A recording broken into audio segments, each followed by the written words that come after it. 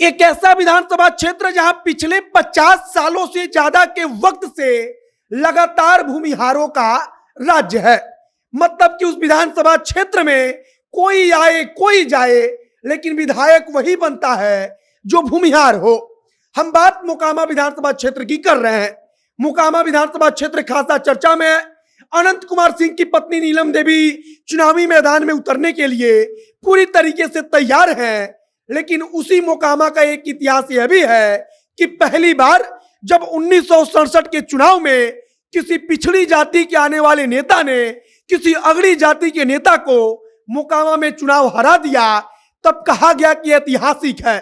मतलब कि इतिहास में पहली बार ऐसा हुआ और ऐसा फिर कभी दोबारा नहीं हुआ।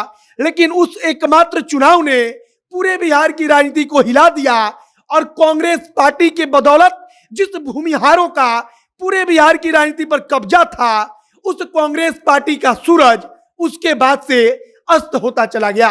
बाकी नमस्कार, मेरा नाम है मोहित कुमार सिंह और आप जनता जंक्शन देख रहे हैं। आज कहानी हम आपको मोकामा विधानसभा क्षेत्र की सुनाएंगे, जिसको आप कह सकते हैं कि भूमिहारों का ऐसा किला है जिसे आज तक कोई भेद नहीं पाया। अगर किसी ने भेदने की कोशिश की तो बार बार वो सफल नहीं हो पाया। और एक कहानी यहीं से निकलती है साल 1967 की। साल 1967 में कहा जाता है कि कांग्रेस पार्टी को अंदाजा नहीं था कि अगड़ी जाति के खिलाफ लोगों के मन में गुस्सा पल रहा है। मोकामा विधानसभा क्षेत्र में कांग्रेस पार्टी ने अपने हर बार की तरह अपना जो उम्मीदवार होता था उसी हिसाब से उसी गणित से उम्मीदवार को उतार दिया। नतीजा यह हुआ कि पहली बार इतिहास में कहा गया कि सवर्ण बहुल जो क्षेत्र है, जहां पर भूमिहार राजपूत ब्राह्मण ज्यादा हैं, वहां पर पिछड़ी जाति का कोई नेता विधायक बना।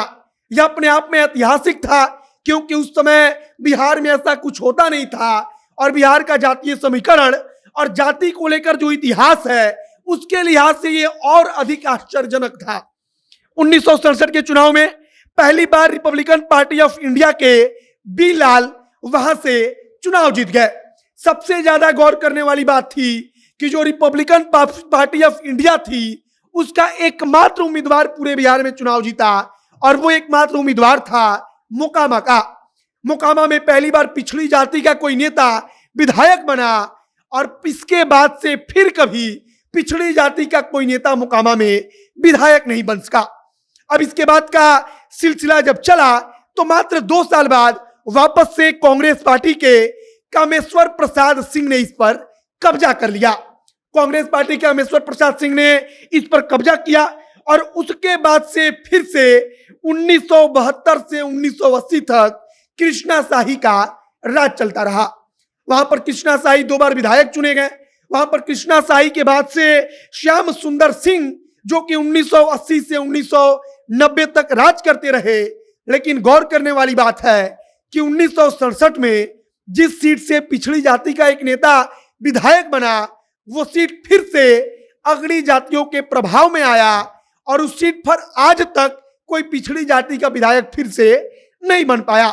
मोकामा का यह सीट और इस सीट का इतिहास अपने आप में ऐतिहासिक है, क्योंकि शायद ही कोई एक आध ऐसा सीट होगा जहां पर इस प्रकार का गणित हो।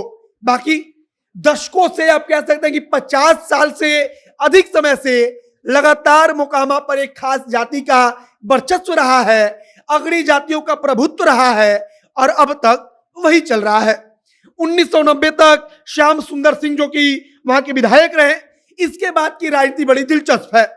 1990 में दिलीप सिंह वहां से विधायक बने, लेकिन इसकी कहानी है कि नीतीश कुमार उस समय सारे नेताओं के सामने अड़ गए थे कि दिलीप सिंह को टिकट दीजिए वरना हम विरोध करेंगे। नीतीश कुमार का तात्पर्य ठीक था कि दिलीप सिंह उनके लिए मददगार थे। नीतीश कुमार जब चुनाव लड़ने गए तो कहा गया कि दिलीप सिंह के कारण वो चुनाव जीते और दिलीप सिंह को उन्होंने टिकट दिलवाया और फिर दिलीप सिंह के भरोसे भूमिहारों का एक छत्र राज मोकामा में काबिज रहा। इसके बाद 2000 में सूरजभान सिंह की बारी आती है। सूरजभान सिंह वहां से विधायक बनते हैं और उसके बाद 2005 से छोटे सरकार बाहुबली अनंत कुमार सिंह का सरकार चल रहा है। मोकामा में अनंत कुमार सिंह की सरकार चल रही है और अब तक किसी ने उसको चुनौती नहीं दी है, अब तक कोई चुनौती नहीं दे पाया है। और अनंत कुमार सिंह वहां से लगातार दशकों से विधायक बनते रहे हैं। अब इस बार इसी मोकामा विधानसभा सीट पर चुनाव है। गौर करने वाली बात है कि हर सीट पर पिछड़ी अगड़ी सब कुछ होता है, लेकिन मोकामा का जब चुनाव होता है तब केवल भूमिहार भूमिहार और भूमिहारों के समीकरण के दायरे में बंद रहता है। बाकी यहां पर जातीय समीकरण जानना जरूरी है। तो वहां पर भूमिहारों का एक तरफा इतना वोट है कि कहा जाता है कि भूमिहारों के साथ अगड़ी जाति की ब्राह्मण और राजपूत अगर मिल जाएं तो उस प्रत्याशी की जीत निश्चित है और उसी के भरोसे बाहुबलियों का सिक्का वहां पर चलता है। बाकी मोकामा विधानसभा का इतिहास आपको कैसा लगा उसे कमेंट बॉक्स में लिखकर बताइएगा। आप इसके बारे में क्या कुछ जानते हैं उसे कमेंट बॉक्स में लिखकर बताइएगा। आगे मोकामा से जुड़ी हुई जो कुछ नई जानकारी आएगी हम जनता जंक्शन के माध्यम से आप तक पहुंचाएंगे। आप जनता जंक्शन के साथ जुड़े रहिए। कैमरे से विशाल खड़े हैं और मैं मोहित कुमार सिंह। बहुत बहुत धन्यवाद।